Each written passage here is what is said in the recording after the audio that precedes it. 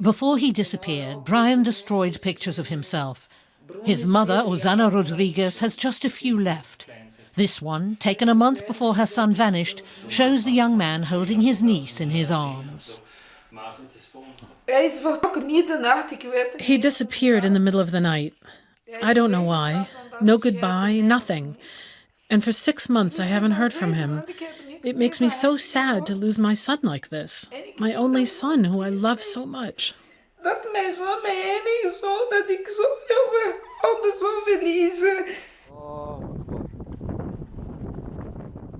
Brian is now thought to be fighting in Syria for the militant al-Nusra Front. He's one of some 80 Belgians who've joined the Islamist group. Like more moderate Syrian rebel groups, al-Nusra wants to topple the Assad regime. Hundreds of young Muslims from Europe have followed its call.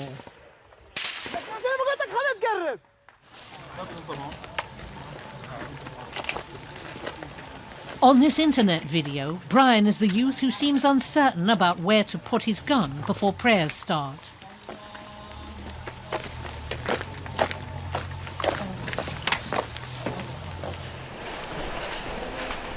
His mother shows us where it all started, in an apartment block in the south of Antwerp. This is where Brian grew up as a Catholic.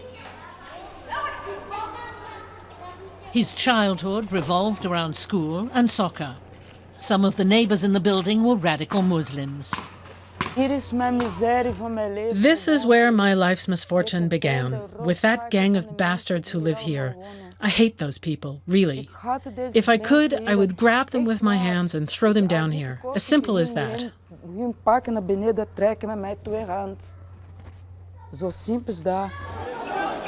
The people Osana is so angry at are from the Salafist group Sharia for Belgium. In April, it was raided by the police. Its spokesman, Fouad Belkacem, also known as Abu Imram, is now in jail. 2 years ago, Brian came under the group's influence. Osana says she still doesn't know why. The Sharia for Belgium people would park here and behind there and talk to the boys. Here at Groenplatz and over there. A YouTube video shows Fouad Belkacem at the edge of the basketball court. He spends an hour talking to the men, who listen with interest. The short-haired youth sitting next to him is Brian. A Muslim must be a practicing Muslim, not a theoretical Muslim. We study and practice, and that is what we need now. We need a generation of soldiers.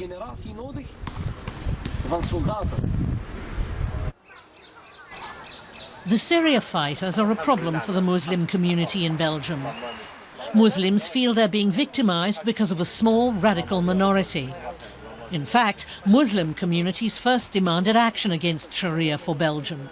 They were sick of seeing youths being indoctrinated.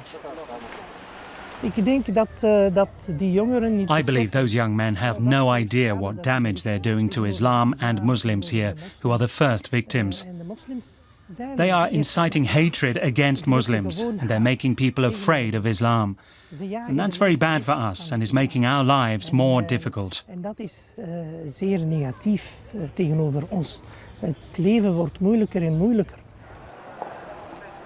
In March, the Belgian government set up a special task force, bringing ministries and intelligence services together to tackle the problem of Belgian fighters in Syria. How to stop the proselytizing, how to prevent young people from going to Syria, and how to deal with ideologically committed, militarized young men returning from the war. Questions the Interior Minister was reluctant to elaborate on. It's a multidimensional problem. It's about terrorism and about public order. But it's also about runaway minors who have been influenced and who have to be protected and brought home. Local Antwerp politician Hicham El Mzair knows many of the affected families. He's tried to take steps against Sharia for Belgium.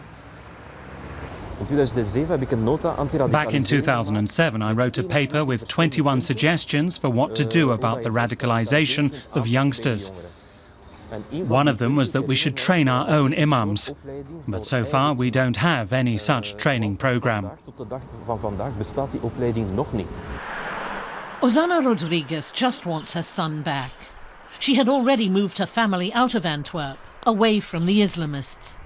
And she still hopes her son will find his way back again.